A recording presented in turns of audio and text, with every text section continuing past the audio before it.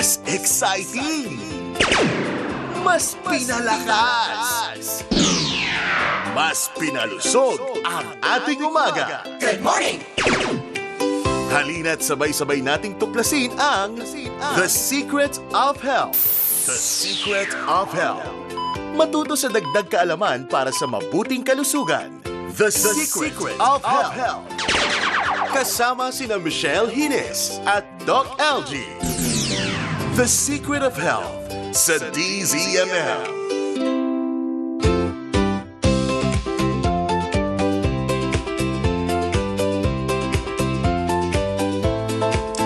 Good morning, good morning, good morning. Isang maulan at mapagpalang morning sa lahat nating po mga kapamilya at mga kaserbisyo nakikinig at nanonood sa The Secret of Health sa DZMM. Ito po ang programa maghahatid sa inyo ng mga sekreto at solusyon sa kalusugan. Ako po muli, si Michelle Hines, isa sa inyo po mga certified naturopathic practitioner. Makakasama niyo po muli dito sa atin pong programa. At syempre, atin din po mga kapanayam, ang isa sa atin po mga DOH PTAC certified naturopathic practitioner at ang ating pong alternative medicine doctor, Doc Algie Bacla. Doc Algie, good morning po. Good morning partner and good morning sa lahat ng ating mga kapamilya na taga-subaybay. Bagaman maulan, tayo ho ay tuloy-tuloy na naman sa paghahatid ng mga impormasyon na may kinalaman sa ating pagpapalusog at pagpapalakas. Siyempre, tayo po ay napapakinggan sa Metro at Mega Manila sa DZMM Radio Patrol sa Istrenta sa inyo pong AM band. At sabayan po tayong napapanood nationwide sa DZMM Teleradio Cable Channel. At tayo din po ay available sa free-to-air digital TV sa PRTV Prime Media Channel 31 na mamayang alas 6 po ng umaga. At live na rin po tayo ngayon na napapanood, na napapakinggan sa atin pong DZMM Radio Patrol sa Istrenta at Yes to Health Facebook page. At kung kayo po ay nakatutok na ngayon sa atin pong live streaming, ay may handog po na regalo sa inyo ang Yes to Health. Tama ka dyan partner kasi pwede silang marigaluhan sa ating Healthy Kapamilya Giveaways sa mga kapamilya po natin nakasubaybay sa TV, radyo at lalo na po sa Facebook. Makibahagi po kayo sa atin pong napakagandang parigalo. I-share lang ho ang ating live streaming at lagyan ng hashtag The Secret of Health at mag-share po kayo ng inyong mga best experiences sa paggamit ng produkto ng Yes to Health at mamaya dalawa ho yung maswerteng mariregaluhan sa ating Healthy Kapamilya Giveaway. Ang maibibigay natin regalo, napakasarap na Santon Gold Coffee Mix Gift Packs. Yun, kaya sa mga kapamilya po natin na gustong makasali sa atin pong Healthy Kapamilya Giveaways, sundin lang ang atin pong mechanics mga kapamilya. Okay? Samahan po kami ni Doc Algie dito sa atin pong talakayan. Welcome na welcome ang inyong pong mga katanungan. Pwede kayong tumawag sa 8924-4101, local 5671-5672 at 5673. O di naman kaya, magpadala kayo ng inyong mensahe sa DZMM Teleradio Viber 0919-278-3000. At sa ating pagbalik, Doc, ay pag-uusapan natin ang isa na namang mahalagang nutrisyon na kinakailangan ng ating pong kalusugan. Ito pong collagen. Alamin po natin kung ano ang kahalagahan nito sa ating pangangatawan at kung paano po natin ito makukuha, saan yung pwedeng mapagkunan nito at kung ano-ano ang mga benepisyo nito sa ating pong kalusugan. Pag-uusapan natin yan sa pagbalik ng The Secret of Health. Magbabalik ang The Secret of Health sa DZMM.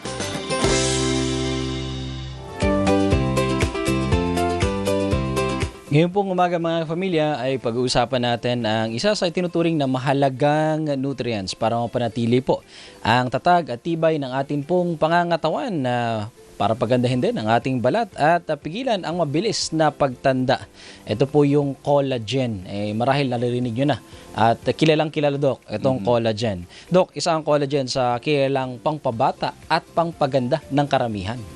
Oo, pag tinatawag na collagen, pag napag-uusapan yan, talagang ang pumapasok sa isip natin is pampaganda. Yes, cosmetics. Pero actually, hindi lang ito pampaganda at hindi lang ito, kumbaga, exclusive sa cosmetics, mga tinatawag na anti-aging product. But ang collagen ay isang structural protein. Ibig sabihin, ito ang isa sa pinakamahalagang protina sa ating katawan. Oo. Kasi ang collagen is a type of protein. Ano? So, ang pangunahing pinagagamitan ng collagen sa katawan natin is yung stability. Okay? Integrity, stability ng bawat part ng ating katawan na kumbaga makikita mo siya sa halos lahat ng parte na mayroong mataas na risk ng pagkasira, di ba? Yung ating mga kasukasuan, yung mga nagki-carry ng ating weight, at kinakailangan laging matatag, especially yung ating ding skin at mga connective tissues. Ibig sabihin, ang collagen overall sa ating katawan ay hindi ito basta nagpapaganda lang. Katulad ng commonly na iniisip ng iba pag collagen. Kasi nasa mga drinks, nasa mga creams, etc. Malawak ang kayang gawin ng collagen sa ating kalusugan. Ano po ba, Doc, yung pangunahin na purpose ng collagen sa pangangatawan po natin? Gaya ng sinabi ko kanina, hindi lang siya pang balat. Pero number one, ang skin, syempre. For example, ang collagen, makikita mo sa ating buto, saka sa ating mga ngipin. Composing at least 20 to 30% ng ating structure ng bones and teeth natin. Makikita mo rin yan sa mga cartilage. Kumbaga, yung mga litid sa ating mga kasukasuan, mga 50 to 70% ng ating mga cartilage ay collagen. Also, yung daluyan ng ating dugo, napakarami rin collagen yan, mga nasa 20 to 30%.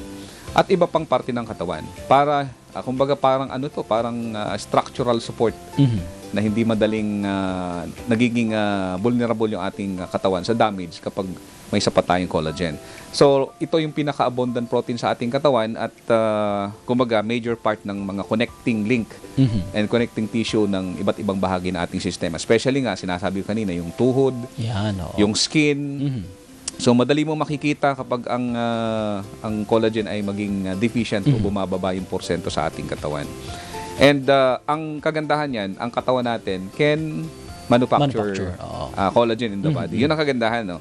Naturally, ang katawan natin gumagawa yan. From the food we eat, especially pag kumakain tayo ng mga protina and other precursor of collagen, the body can manufacture it. Kailangan mo lang ng amino acids, katulad po ng glycine, proline, and hydroxyproline. So, in the body, we can see at least 5 types of different collagen. Pero ang pinakang number 1 na ni-utilize ang katawan, yung type 1 collagen based on study. Kaya, kumbaga, makikita natin na ito is kalat na kalat sa sistema natin. And without enough collagen, madaling makikita mo yan sa pamamagitan ng yung appearance and also yung pakiramdam natin sa ating katawan. Kung ang sarili natin, Doc, or yung katawan natin ay nagpo-produce ng sarili nitong collagen, bakit madalas bumababa ang level nito sa atin pong pangangatawan? Unang-una, kung tayo ay mga bata pa, totoo yan, may mga challenges with regards to age. Pag bata pa tayo, we have enough collagen. Kaya di ba pag bata mukhang sariwa, di ba? Napakagandang tingnan ng skin, napakalakas, napakatatag. Pero as we grow older, based on study, ang collagen ay bumababa, bumababa yung level niya. For example, pag umabot na tayo sa mid to late 20s, nagdi-decline na every year. Sabi sa pag-aaral, it drops 1% to 1.5% each year yung ability ng katawan natin to manufacture our own collagen in the body. At after menopausal, it can drop up to 30% yung collagen sa ating skin. Kaya makikita mo pag nag-menopause na ang isang babae, for example, madali mo na makikita sa kanya na parang nagbabago na yung skin, nagkakaroon na ng wrinkles, nagkakaroon na ng mga signs of aging, na dahilan nga sa pag-decline. Just imagine, in the first 5 years, 30% ng collagen ng ating skin ay pwedeng bumaba. And also, marami din mga dahilan na pwedeng makadami sa skin. For example, yung environment natin, yung ating lifestyle. Everything can affect our collagen production in the body. Kaya, katulad ng sikat ng araw, so, okay ang sikat ng araw para makaproduce tayo ng vitamin D, but the problem is too much exposure because of the ultraviolet, di ba? Can damage the integrity of collagen. Kaya, hindi kailangan na sobrang taas ng exposure, pero hindi rin pwedeng wala kang exposure. At least mga 15 minutes man lang in a day, direct skin exposure. Kasi nga, ito nakakasira din sa integrity ng collagen na ating katawan. Another thing is, kailangan natin malaman na ang collagen, hindi lang yan directly nagta-travel from from our skin going inside the body. Ang nangyayari pag kumain tayo ng protein or any collagen supplement, the body will dissect that into different particular peptides or amino acids. Kumbaga, ida-dissect din ng katawan yan and gagamitin niya yan sa iba't ibang paggagamitan. Depende kung alin yung mahina sa ating katawan, balat man yan or kasukasuan natin. So yun po yung nangyayari sa ating sistema ng katawan. Kaya marami kang makikita ngayon na sinasabi nila na ang collagen ang naging dahilan bakit sila nananatiling malakas yung kasukasuan nila, maganda yung skin nila. Totoo naman yun, may mga pag-aaral talaga na nagsasabi, especially the body can manufacture collagen. So ang kailangan lang natin talaga siguruhin na yung kinakain natin sapat na magbibigay ng mga materials. Saka may mga tinatawag na collagen precursor, yung catalyst para gumawa ang katawan natin at hindi tama rin sa pag-produce ng collagen. At saka yung kinakailangan, maiwasan din natin kung ano yung mga mabilis makapag-deplete ng collagen sa ating pangangatawan. Tama. Number one na yun, nabanggit mo kanina, Doc, yung sunlight. Ang sunlight is napaka-importante sa katawan natin. But too much exposure doon ay hindi na rin maganda. O saka yung yung kalaban ng mabilis na pagtanda kasi na-trigger yan ng stress at marami pang iba. Mamaya elaborate pa natin ano yung mga direct na pwedeng nagpapababa at nagpapabilis, di ba? Naturally, the collagen production declines, pero mas bumibilis pa yan kapag ginawa natin yung mga bagay na pwede maka-apekto sa kanyang production. Kaya mamaya po mga kapamilya, ipagpapatuloy natin itong usapan natin about collagen. Bago tayo mag-break, narito po muna muli ang mechanics natin sa ating pong Healthy Kapamilya Giveaway. I-share lamang ang ating pong Facebook live streaming at mag-comment po kayo dyan ng mga good experiences ninyo patungkol sa paggamit ng ating pong mga produkto at huwag kalimutan ang hashtag The Secret of Health. Malay niyo po mamaya, kayo po ang maswerteng mapili po natin mga kapamilya. Kaya tutok lang po mga kapamilya dahil magkabalik ang programang The Secret of Health. Magbabalik ang The Secret of Health sa DZMM. Balik po tayo mga kapamilya sa atin pong programang The Secret of Health. Ang The Secret of Health ay hatid sa inyo itong The Secret of Health. Hatid po sa atin ang Santon Plus Gold at ang niya Yes to Health. Katuwang po natin para lagi tayong healthy at makaiwas sa pagkakasakit. Ang Santon Plus Gold, mga pamilya, ay binubuo ng mga powerful herbs. Katulad po ng mangosteen, moringa, garlic, ampalaya at spirulina. Lahat po yan sila ay mga natural at standardized extract. Kaya wala pong side effect. At ito po yung mabibili sa Mercury Drug, Watson's, TGP, Southstar Drug, Generica Drug at sa Yes to Health Office sa Quezon City. Kung gusto niyo pong maka-avail ng ating mga produkto, pwede kayong kumontak sa kanila pong numero 0969-671-1262.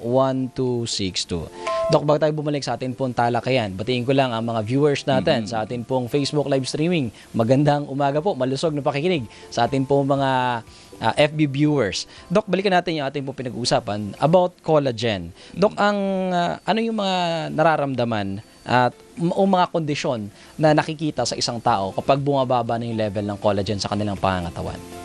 Well, may mga ibang mga pwede natin makita ng mas early. Kasi nga itong collagen, sabi ko nga kanina, the most abundant protein in the body. Pag bumaba to, halatang-halata natin. Unahin natin yung skin. So kapag kulang tayo sa collagen, pwede yung appearance ng skin natin pumapangit. Di ba may mga sinasabi, uy, blooming ka ngayon.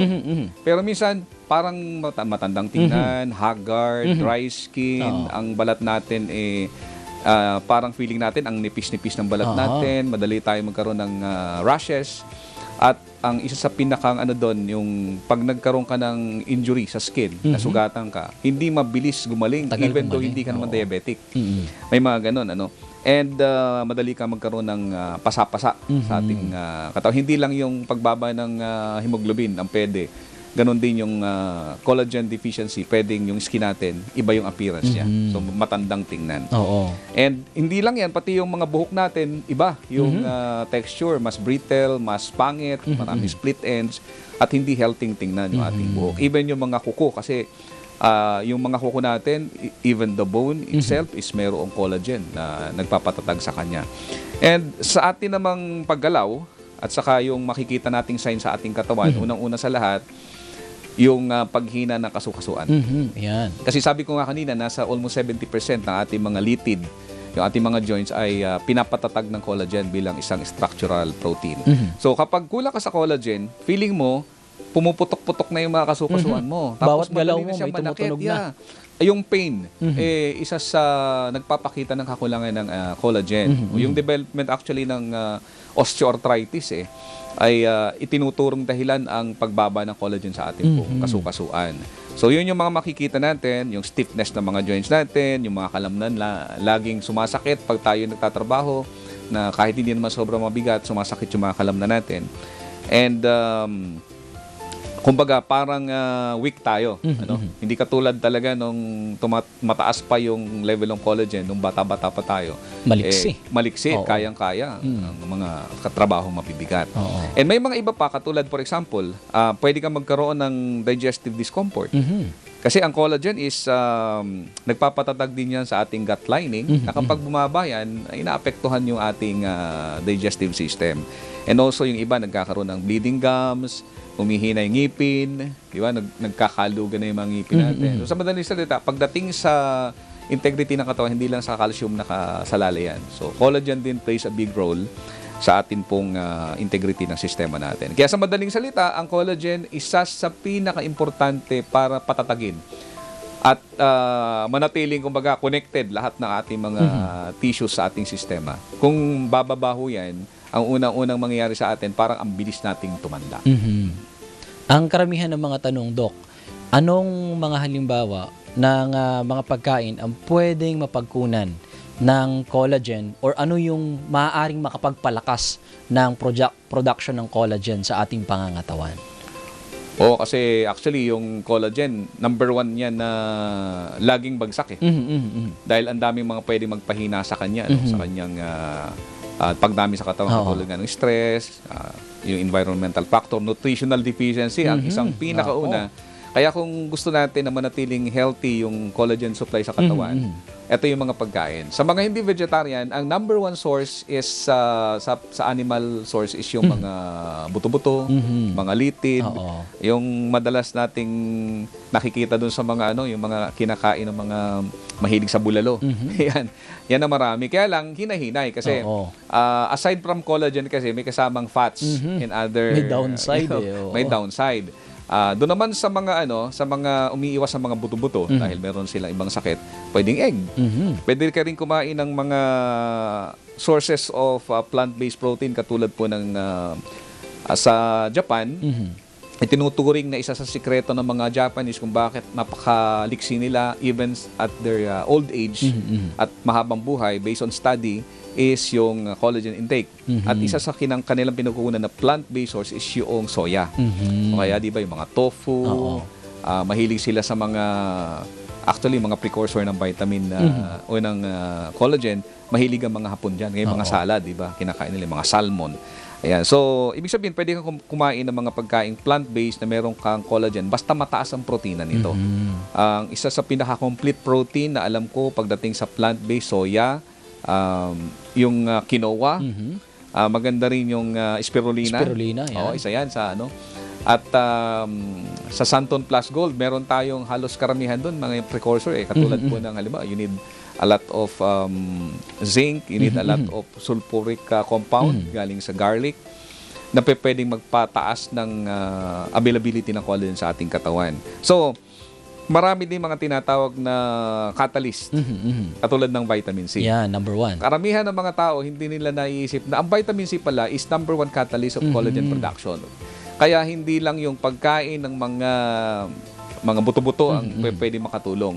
Pwede ka magparami ng catalyst ng collagen production. Katulad ng ng mga citrus, anything that have vitamin C, even vitamin C supplement can sustain the body.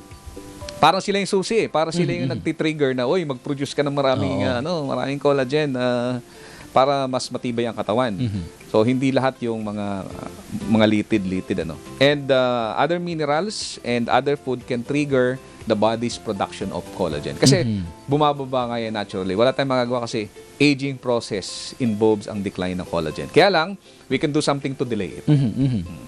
So, ito, sa mga kapamilya natin, na mahalaga na makukuha natin or makonsume natin, if ever, ano man yung pwedeng makapagpadagdag ng collagen sa ating pangangatawan, externally, Doc, Yes. Or kung ano yung mga pwedeng magpa-boost ng production ng katawan natin ng collagen. Saka marami pwede, mga resistant exercises, Yan, yung oo. mga actually, yan ang isa sa pinakang diin natin dito eh. Kung kayo ay nasa edad na sa tingin nyo bumabagsak ng collagen nyo, ang tanging way is dietary and if needed, supplementation.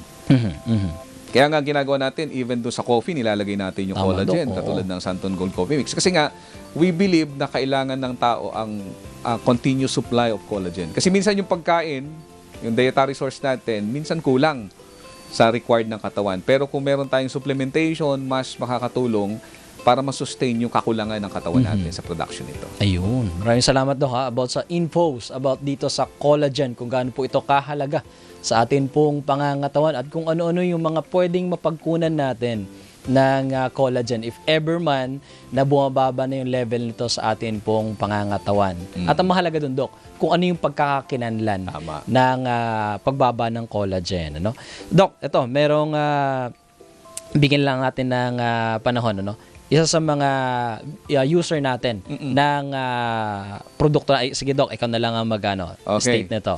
Maganda tong sabi ni Sir Jonathan Lazarte from Balanga, Bataan. Sabi niya, simula po nang gumamit ako ng Yes to Health product na Santon Gold Coffee Mix, naging maayos ang aking pagtulog. Hindi katulad ng ibang kape, hindi ako nakakatulog sa sobrang taas ng caffeine. Kaya lagi na lang akong nagkakape nito. Totoo Ayun. naman yan. Kasi yung kape po na yan ay hindi po yung ginawa para lang ma-enjoy natin yung lasa, para yung habit natin, may sustain natin. Kundi talagang yan ay isang uri ng health supplement Oo. na habang kinakape natin, nakakatulong sa ating pong nutrition. Kung hindi ka lang basta-basta nagkakape, no? Nagpapapasok ka ng mga nutrients sa pangangatawan mo. At karamihan, Dok, na nakasubok na ng Santon Gold Coffee natin, isa sa mga feedback nila, gumanda yung kalagayan ng tuhod nila. Oo. Yung mga sumasakit-sakit, yung mga kasukasuan, naging maganda, nag-improve yung kanilang joint Kasi health. nga, ang Santon Gold Coffee Mix, meron siyang collagen. In every pack of our coffee, meron 50 milligrams Oo. of collagen. Kaya, kumbaga, ano talaga to, ang purpose nito is just to give us nutrients na minsan hindi mo makukuha doon sa regular food natin because of choices, scarcity, or kulang talaga minsan yung quantity and quality ng kinakain natin. Kaya, doon pa lang may benepisyo na. How about, Doc, dun sa Santon Gold Herbal Capsule natin, is there any nutrients na pwedeng makuha sila in terms doon sa pagpaparami ng collagen production sa ating pangangatawan na makakatulong din sa iba't ibang parte ng katawan natin? Yes, kaya nga, una, mataas ang antioxidant. Di ko nabanggit kanina na Oo. if you want more collagen production, you need more antioxidant. Ayun. Kasi ang antioxidant, precursor yan eh. Kasi alam mo naman, nakalaban ng katawan yung free radicals. So, pag maraming free radicals, you need more antioxidant to neutralize them. So, ang Santon Plus Gold, maganda siya dahil una, meron siyang source of precursor ng collagen. Like spirulina, meron siyang vitamin C. May moringa, alam naman natin na moringa is very high ang kanyang nutritional value. So, yun yung mga nagiging purpose ng mga sangkap na yan. Kaya yung umiinom, kumbaga everyday, nagbibigay ito sa kanila ng boost sa anything na kailangan ng katawan natin, not only collagen production. Yun, no? Kaya sa mga kapamilya natin na nagkasakitan na yung mga tuhod, lumalaylay na yung mga skin, Yan, nagkasaging, yung kung classic tawagin. sign ng collagen Oo. deficiency. Yan yung pinakamabilis mong makita Yes. kung bumababa na yung collagen Hindi sa maitago pangangatawan mo. talaga. Pansinin niyo yung mga kukul ninyo dyan, baka nagigitak-gitak na. Nako, yan po yung mga mabilis na pagkakakilanlan ng pagbaba ng collagen sa iyong pangangatawan. Ano na kaagad, Dok? Solusyonan na kaagad. Tama po. Oo.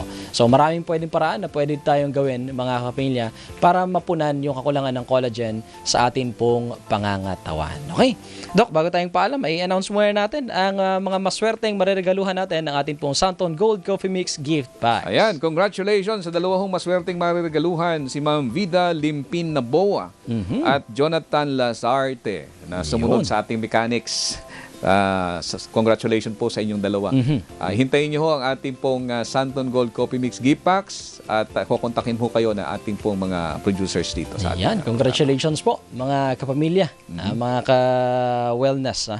Okay, mga kapamilya, sana po ay marami kayong napulot at natutunan dito sa ating pong talakayan. Palaging tumutok dito sa The Secret of Health, ang programa maghahatid sa inyo ng mga sikretong solusyon sa kalusugan. Tandaan po parati, health is wealth. Kaya panatiling healthy healthy and fit ang atin pong pangangatawan para makaiwas sa anumang uri ng sakit. Tandaan po na ang kalusugan ng pinaka-importante sa lahat, kaya alamin po natin ang sekreto upang maiwasan natin ang anumang sakit, katuwang ang tamang nutrisyon at syempre kasama na rin ang Santon Plus Gold. Magandang morning sa inyong lahat. Ako po si Doc Algie mula sa Yes to Health. Ako naman po, si Misha Alhinas, hanggang sa mga susunod po na linggo sa atin pong programang The Secret of Health.